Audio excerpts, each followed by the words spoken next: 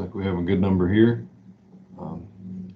Hope you all made your way over. Thank you for joining us for the first session of our MS4 forum. We understand that you had some significant storms and flooding yesterday that caused some issues, so we especially thank you for joining, given the challenges of those storms. So our first session today will cover MS4 planning, and Leah and Amanda have a few opening slides for us. Take it away. Can everyone hear me? Yep. All right.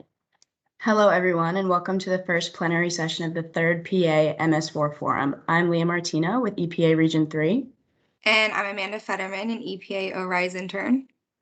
And in this first session of presentations, we will be talking about MS4 planning. You'll get to choose one of 3 planning sessions to listen to by following the link on the agenda.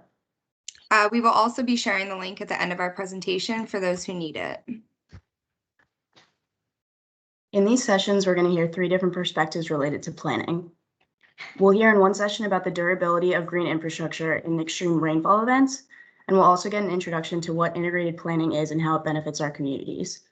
Our third presentation will teach us about how small MS4s can overcome management challenges, which is important in Pennsylvania because you'll see on a map in a later slide that most PA MS4s are phase 2. While I imagine it's safe to assume that we all know why proper stormwater management is important, it never hurts to be reminded why we do what we do. These methods today we'll discuss will all help with post-construction stormwater management practices as development continues to increase, and will help to address how to reduce the pollutant loads that would otherwise be redirected into our waterways after such development.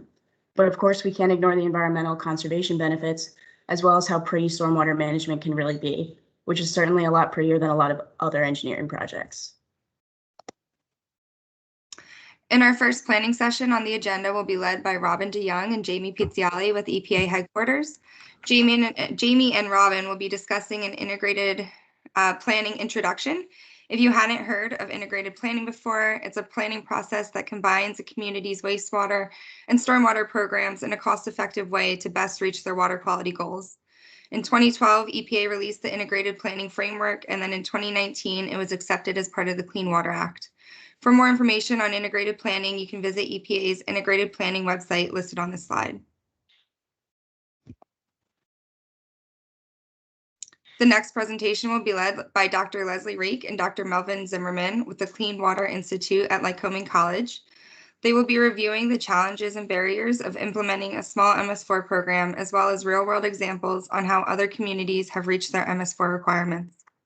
And as you can see from this map, the northeastern United States has a majority of the country's small MS4s.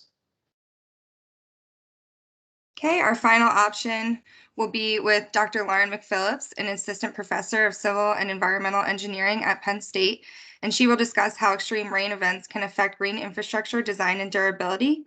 And I found it interesting that on DEP's website, there's a statistic that Pennsylvanians can expect to see an 8% increase in precipitation by 2050.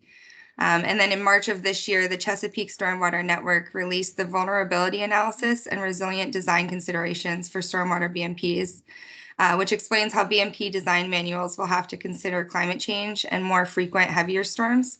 And the memo can be accessed through the link on this slide. So now we're going to head back to the forum agenda, and you can click on whatever planning session you would like to watch, and the agenda will take you right there. All the breakout sessions will also be put in the chat.